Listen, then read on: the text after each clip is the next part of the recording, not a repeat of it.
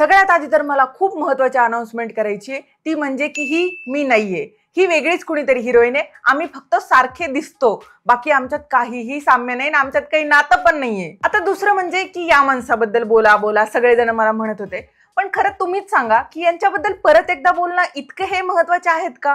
ना शेंडा ना बुडका नुसतं बितडाला घेते दांडका. ओ वर्बल डायरिया, काहीही बोला बघा, काहीही, म्हणजे अख्ख्या बोलण्यामध्ये काहीही तारतम्य नाही. एकतर हसून घ्या नाहीतर बोला.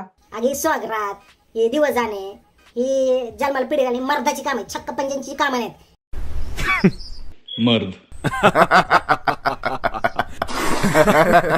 पहिलं ही अमृता काय करायची माहिती का, मस्त पैकी रील बनवायचे बघा. आता पहिल्या जुन्या ही ज्या रील्स, सेम कपडे घातले म्हणून अमृत होत असतं का? नाही. आणि तुम्हाला काय वाटलं तुमचा हा व्हिडिओ बघून मला राग येईल? मी याच्या फार पुढे निघून गेलीये. कसं आहे माहिती का, जो माणूस स्वतःच्या भावाची, बायकोची, वडिलांची कुणाचीच इज्जत करत नाही कॉन्टेंटसाठी, तो दुसऱ्या स्त्रीची काय करणार? आणि दुसरं म्हणजे की मी इथे काही वुमन कार्ड प्ले करत नाहीये. मी तुम्हाला फार डिसेंट लँग्वेज मध्ये रोस्ट केला होता. जर मला आता खरंच वेळ आली तर मग बघू मग पुढे काय करायचंय ते. आणि सोमनाथ वाघमारे गरम करतो, ते पण हात न लावताच. फरक एवढा तर तुझ्यात आणि माझ्यात.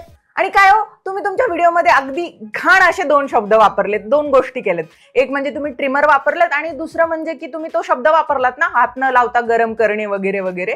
तर तुमच्यासाठी पण माझ्याकडे फक्त 2च गोष्टींचा रिप्लाय आहे. एक पहिला शब्द आहे तो असा आहे, शलकाना शा आणि वरती एक वेलांटी शी, आणि दुसरं म्हणजे हा.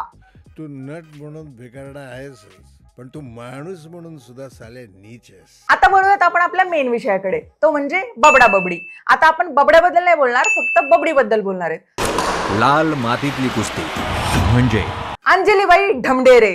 कसं झालंय माहिती का, यांचं ब्रेकअप होऊन अख्खा एक इरा, अख्खं एक डेकेड पास झालंय, तरी पण हे दोघ जण एकमेकांपासून मूव्ह ऑनच नाहीत झाले. सोनी महिवाल, हीर रांझा यांचं जेवढं प्रेम प्रकरण गाजलं तेवढंच यांचंही गाजलं. त्यांचा विरह गाजला, मग त्यानंतर यांचं ब्रेकअप गाजलं आणि यांचा ब्रेकअप पॅचअपचा लपंडाव चालूच होता की यांचं फायनल ब्रेकअप झालं. आणि त्यानंतर यांचा आरोप प्रत्यारोपाचं जे काही सत्र आहे ते अजून चालू आहे. तर तुमचं म्हणणं आहे की भाई पैशासाठी किंवा कुठल्या गोष्टींसाठी मी ही गोष्ट केली, तर सगळ्यात पहिली गोष्ट कॉमन चॅनल जो दोघांचा होता त्याच्यावरून घेतलेल्या कॉमन गोष्टी, त्याच्यात पण मी हिस्सा मागू शकत होते. कार, परत जो कॉमन चॅनल होता तो पण दोघांचा होता, तिथं पण मी काय बोलले नाही, मी त्यातलं काहीच घेतलं नाही. अपरिचित पिक्चर मधल्या आंबीचे सुद्धा एवढे रूप त्या पिक्चर मध्ये नव्हते, एवढे आपल्या बबडीचे इंस्टाग्राम वरती आणि युट्यूब वरती आहे. भक्तिमय बबडी, रडकी बबडी, खुन्नसवाली बबडी, ऍटिट्यूड वाली बबडी, मग साधी सोबर बबडी, मग समजदार बबडी आणि मग ब्रोकन बबडी. मग त्यानंतर बबडी झाली एक यशस्वी उद्योजिका नेल आर्ट इन्स्टिट्यूटची. मग काय, बबडीनं फायनली ठरवलं की एवढे सगळे रूप तर मी धारण केलेलेच आहे, तर आता एक नवीन रूप धारण करण्याची गरज आहे, ते म्हणजे पहिलवान. आता तर पुढची हिंद केसरी मीच, असं म्हणून बबडीनं जिम जॉईन केली. आणि जिम जॉईन केल्यानंतर बबडीने फक्त आणि फक्त जिम मधले रीलच टाकायला सुरुवात केली. हे पहिलवान आला ग, पहिलवान आला, पहिलवान आला ग, पहिलवान. काही माणसांचं आयुष्य कसं ना कॉन्टेंटच असतं, म्हणजे ब्रेकअप कॉन्टेंट, नंतर पॅचअप कॉन्टेंट, त्यानंतर मोटिवेशन कॉन्टेंट, नंतर रडारड कॉन्टेंट, नंतर सिंपती कॉन्टेंट, असे सगळे कॉन्टेंटच कॉन्टेंट आयुष्यात कसे काय भरलेले असू शकतात. माझ्या आयुष्यामध्ये ना फक्त खाणं पिणं आणि झोप एवढंच काय ते भरले. चला तर मागच्या व्हिडिओमध्ये करपवून टाकूयात अपकमिंग हिंद केसरी द पहिलवान अंजलीबाई ढमढेरे यांना, ज्यांचा जीव आजकाल फारच रमलाय जिम मध्ये. कारण व्हिडिओमध्ये मी रोस्ट नाही करत, मी पार करपवते, कारण माझा पॅटर्नच वेगळा आहे. Hello 2024. May I introduce my best version? Nothing will stop me. Showtime. नाही ते सगळं ठीक आहे, पण केसांचे कर्ल्स करून किलोभर मेकअप करून जिमला घाम गाळायला कोण जातं? घाम गाळल्यानंतर एकदम तर घामाच्या वगळं नाहीत का येणार? कोण तुमचा ट्रेनर आहे की मेकअप करून जिमला ये असं म्हणणारा? सॉरी बर का, व्हिडिओच्या मध्ये एक छोटीशी महत्वाची बातमी तुम्हाला सांगायची आहे. माझ्याकडे तुमच्यासाठी एक भन्नाट ऑफर आहे. कुठली माहिती आहे का? हा माझा प्रोमो कोड वापरा आणि तुमचा गेमिंगचा जो अनुभव आहे तो अजून भारी बनवा आणि सोबतच जिंका भरघोस बक्षीस आणि त्यासोबतच बोनसच बोनस. मी आता रिसेंटच्या काळामध्ये मोस्ट बेट वरती गेम खेळायला लागले आणि मला फारच आवडलं, कारण फारच सोपं आहे खेळायला. इथे अंदर बाहेर, त्याच्यानंतर aviator, jet x, crash x, पोकर, स्लॉट यांसारखे भरपूर गेम सोबतच लाईव्ह कसिनो देखील उपलब्ध आहे आणि सोबतच यावरती तुम्हाला बाकी साइट्स पेक्षा भरघोस असा आणि आकर्षक बोनस देखील आहे. मी मोस्ट बेट वरती खेळायला लागले आणि प्रत्यक्षात कॅश देखील जिंकले. मला तर विश्वास पण नव्हता बसत की कुठला गेम खेळून कॅश देखील जिंकता येते. आणि जर तुम्ही स्पोर्ट्सचे चाहते असाल तर इथे तुम्हाला क्रिकेट, टेनिस, फुटबॉल, कबड्डी यांसारख्या गेम वरती बोली लावणं देखील अगदी सोपं आहे आणि इथे लाईव्ह स्ट्रीम देखील होतात बरं का. मी तुम्हाला सगळ्यांना मोस्ट बेट वरती खेळण्यासाठी आग्रह करते आणि आमंत्रित देखील करते, कारण इथे बरेच सारे लोक जिंकत आहेत. तुम्ही पण या, खेळा आणि बघा दुसरे लोक कसे जिंकतात. आणि आणखी एक गोष्ट म्हणजे इथे विड्रॉल आणि डिपॉझिट फारच सोपं आहे. इथे तुम्ही फोन पे, गुगल पे यांसारखे ऍप वापरून इझिली डिपॉझिट करू शकता आणि इझिली विड्रॉल देखील करू शकता तुमची जिंकलेली मनी. आणि सोबतच तुम्हाला टीम सपोर्ट मिळेल, ते पण 24/7. आणि आणखी एक महत्वाची गोष्ट की तुम्ही जेव्हा साइन अप कराल तेव्हा माझा हा प्रोमो कोड वापरायला विसरू नका, ज्यामुळे तुम्हाला एवढा असा वेलकम बोनस मिळेल आणि एवढ्या फ्री स्पिन मिळतील. त्यामुळे गुड लक विथ मोस्ट बेट.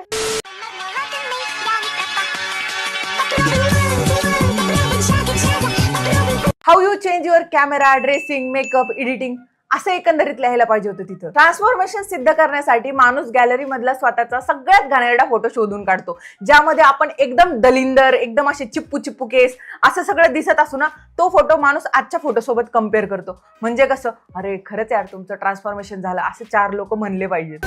कसली झाली ही 2 पोरांच्या दिसते बालिशेची नुसती रडत असते सारखी, नुसती सिंपती पाहिजे हिला. मला वाटतं हिचीच चुकी असणार आहे, त्याच्यामुळे हिच्यासोबत असंच घडतं. संपली आता काय नाही होते.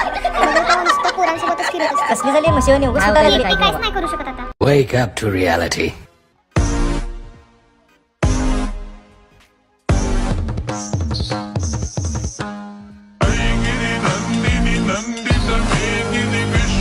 हे असं बघून लोकांनी अरे बाप काय ट्रान्सफॉर्मेशन, अरे बाप कसली दिसायला लागली बबडी, जबरदस्त, वाव कसलं भारी ट्रान्सफॉर्मेशन, असं एकंदरीत लोकांनी लिहायला पाहिजे. अशी तुझी इच्छा आहे का? याला ट्रान्सफॉर्मेशन नाहीत म्हणत, याला एडिटिंग म्हणतात. कारण फोटोग्राफरच्या कॅमेरामध्ये फोटो काढल्यानंतर तो भरमसाठ अशी एडिटिंग करून देतो.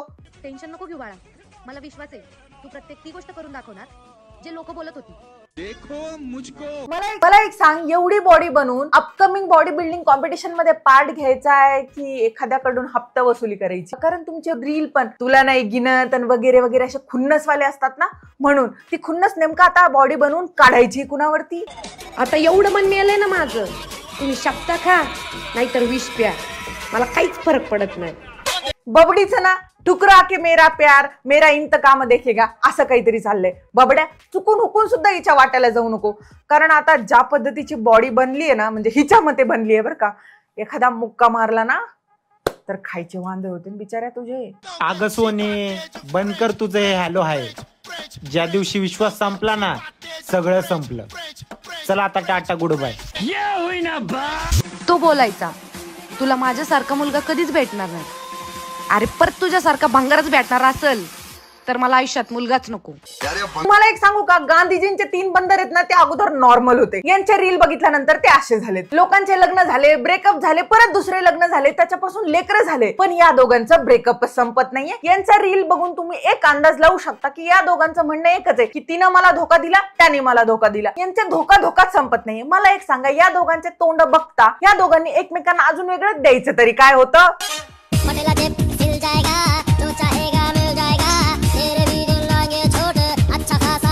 खरं सांगू का, इथं आपलं आयुष्य ना शेळीसारखं झालेलं आहे आणि हिला अख्ख्या आयुष्याला घोडे लावायचे. तू घोडे लाव, बैल लाव, पांडा लाव, हत्ती लाव, काय लावायचे ते लाव, अख्खा झू लाव, काहीही फरक पडणार नाही कुणाला. फक्त तेवढंच जरा पेटाची काळजी घे.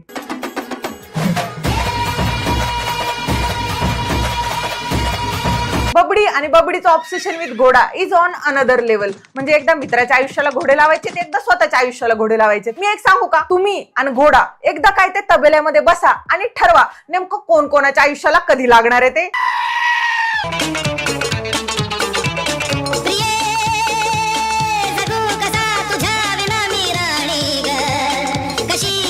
त्याच्या आईला सून पाहिजे, सुमो पैलवान नाही, रेसलर नकोय त्याच्या आईला. उद्या सासू सुनांचे भांडणं लागल्यानंतर WWE एपिसोड शूट व्हायचा घरामध्ये, त्या अंजलीबाईनं सासूला असं पाटपोळीवरती घेऊन असा एक स्मॅक देऊन टाकायचा, पडली खाली सासू, अंजली सिन्हा, असा काहीतरी सीन होईल. काही दिवसानंतर बबडी जर तुम्हाला कोल्हापूरच्या तालमीमध्ये शड्डू बडवताना दिसली तर नवल नको वाटायला.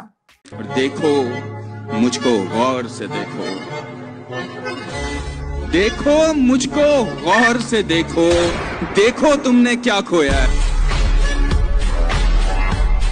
श्वास सोड, श्वास सोड, लवकर श्वास सोड, श्वास सोड. बघ श्वास आत घेऊन माझ्या पण इथं 6 पॅक्स दिसतात. श्वास सोड, पटकन श्वास सोड. असं कर, असं कर, ढेरी दिसेल. मग मी तुम्हाला एक सांगू का, जाड माणसांकडे त्या सगळ्या कला अवगत असतात की कोणत्या फोटोमध्ये कशी पोज द्यायची जेणेकरून आपण बारीक दिसू.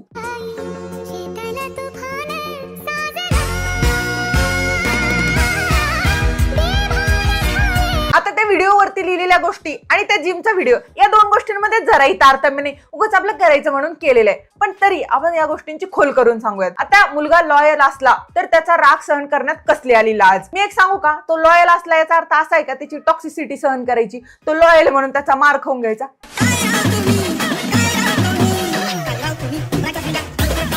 मोटिवेट झाले, यायचंय मला जिमला, एकदम म्हणजे भयानक मोटिवेशन भेटले मला की चला आता जिमला जाऊ. मला फक्त एकच गोष्ट सांग की जिमला जाताना स्वतःसोबत अजून 2 लोकांची फीस भरायची का, व्हिडिओग्राफर आणि फोटोग्राफर, की ते एकावर 2 फ्री अशा कोणत्या तरी स्कीम मध्ये बसतात आणि आपल्यासोबत त्यांनाही प्रोटीन पावडर घेऊन द्यावं लागतं का? या 2-3 प्रश्नांचे मला उत्तर दे. नाहीतर कसं आहे माहिती का, आमच्यासारख्या लोकांनी जिम करायची रातभर आणि रील नाही 2 पण, असं नको व्हायला ना आमच्यासोबत. तुम्हाला काय वाटलं मी गाण बोलेल?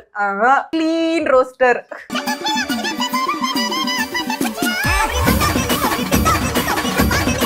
मी अरेंज मॅरेज करणार नव्हते पण त्याच्याकडे थार आहे. नाही थारवाला बघ, अरेंज मॅरेज कर. ठुकरा के मेरा प्यार मेरा इंतकाम देखेगा हा इरा संपल्यानंतर अरेंज मॅरेज का होईना पण कर. पण कसं आहे ना, नीट बघून कर. नाहीतर कसं आहे, त्यांनी थारची खिडकी खाली करायची, असं करायचं, काय उपयोग आहे मग?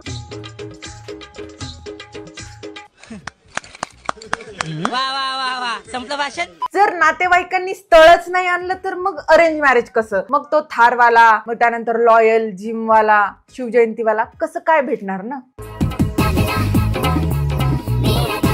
ए बबडी, किती कन्फ्युज करतेस ग? एक काय ते ठरवणं, लग्न करायचंय की नाही करायचं, असा पोरगा पाहिजे, असा पोरगा पाहिजे. तुझा एक रील पडल्यानंतर कमेंट बॉक्स मध्ये एक पोरगा ऑलमोस्ट तुझ्याशी लग्न करायला तयार झालेला असतो की आपण असेच आहेत, आपण हिला आता मागणी घालूया. तेवढ्यात तुझा दुसरा रील पडतो, मग त्याचा अपेक्षा भंग होतो. एकदा म्हणते थार असेल तर अरेंज मॅरेज करायला हरकत नाही, एकदा म्हणते लॉयल असला तर अरेंज मॅरेज करायला हरकत नाही, एकदा म्हणते जिमवाला पाहिजे, एकदा म्हणे व्हॅलेंटाईन वाला नको, शिवजयंती सेलिब्रेट करणारा पाहिजे. तुला पोरग पाहिजे का रोबोट पाहिजे? तू एक काम कर, पर्सनलाइज असा एक रोबोट बनवून घे आणि त्याच्यामध्ये वेगवेगळे प्रोग्राम फिट कर, म्हणजे ज्या त्या वेळेला जो तो तसा तसा वागेल. यावरनं एक गोष्ट मला फिक्स कळाली आहे की आजकाल पोरींच्या अपेक्षा अनुरूप वरती नाही, इंस्टाग्राम वरती कळतात. मैंने देखी है अपने घर के हालात, मुझे रिश्ते नहीं पैसे कमाने. अगं मग कमव ना पैसे, कोण कुठं काय म्हणते, कमव, तुला जेवढे कमवायचे तर. तू पैसे कमवावेत म्हणून तर आम्ही असा कॉन्टेंट कन्झ्युम करतोय, म्हणतोय का काही नाही ना? कमव बाई, तुला काय कमवायचे तर. टीना, मला तुला विचारायचंय, तू रोज कम्प्युटर आणि मोबाईलचा यूज करून महिना 20. बबडीने जिम जरा जास्तच मनावर घेतली, बबडीच्या प्रेक्षकांनी पण जिम जरा जास्तच मनावर घेतली. काय झालंय माहिती का, बबडीला आता प्रमोशन आलं तरी पण पुढचे 2-3 सेकंद बबडी जिमचाच फोटो लावती, असं करून ती तिचा व्हिडिओ टाकतो, आत रोखून फोटो टाकते आणि मग लोक बाकीचे व्हिडिओ बघतात. जीव जाईल माझा, मच्छर नाही होणार. Hello guys, Har Har Mahadev. माझं न्यू इयर रेझोल्युशन असं आहे की I am not going to please anyone from today onwards. मला रिस्पेक्ट पाहिजे, नातं कुठलंही असो.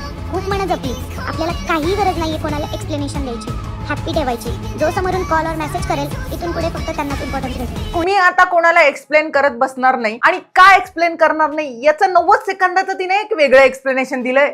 तुमसे ना हो पाएगा. एफर्ट्स एवढे टाका की समोरच्या व्यक्तीला परत प्रेमावर विश्वास बसला पाहिजे. अगं आत्ताच तर म्हटली ना, I am not going to please anyone, मग लगेचच काय एकतर्फा एफर्ट्स वगैरे वगैरे. अजीब हिपोक्रेसी आहे बाबा. तू एकदा काय तर तुझ्या डोक्यामध्ये व्यवस्थित बसून 2 मेंदूंना कामाला लावून ठरव की नेमकं करायचंय काय. हे दोघं जण प्रेमात असताना बबडीच्या हातावरती रोहितच्या नावाचा टॅटू होता. तो टॅटू कव्हर करण्यासाठी बबडीला 90,000 रुपये लागलेत. मला टॅटूसाठी 45,000 पर सेशन असे चार्ज केलेत आणि आम्ही करतोय 2 सेशन्स, म्हणजे बजेट जाते 90,000 पर्यंत. कळतंय का प्रेम किती महागात पडू शकतं? तुम्हाला एक सांगते, कितीही एखाद्यावर प्रेम असू द्यात, पार 2 दिल 1 जान, पार जीवा पाड प्रेम असू द्यात, पण टॅटू नका काढू, म्हणजे नकाच काढू टॅटू. कधी काय होईल सांगता येत नसते. आणि ना टॅटू काढल्यानंतर, ब्रेकअप झाल्यानंतर बेकार दुखणं असते, ते बघून बघून रोज रडत बसावं लागेल तुम्हाला. कधीच नका काढू. बाकी अजिबात हेट द्यायला जाऊ नका, कारण परमिशन घेऊन रोस्ट केलेला आहे. मी तिला बकायदा मेसेज केला होता की तुला रोस्ट करू का, ती म्हणे बिंदास कर, काहीही प्रॉब्लेम नाहीये. So that is it for today guys. जर तुम्हाला हा व्हिडिओ आवडला असेल तर व्हिडिओला लाईक करा, शेअर करा, माझ्या चॅनलला सबस्क्राईब करा. तोपर्यंत सदा खुश राहा आणि सदा कूल राहा. आणि हो, मला फेसबुक आणि इंस्टाग्रामवरती फॉलो करायला विसरू नका. आजकाल मी तिथं नेहमीच लाईव्हला येते. या आपण गप्पा मारूयात. आणि दुसरी महत्त्वाची गोष्ट, मोस्ट बेटची लिंक जी आहे ती आपल्या पिन कमेंटमध्ये दिलेली आहे. जा मोस्ट बेट वरती गेम खेळा आणि भरपूर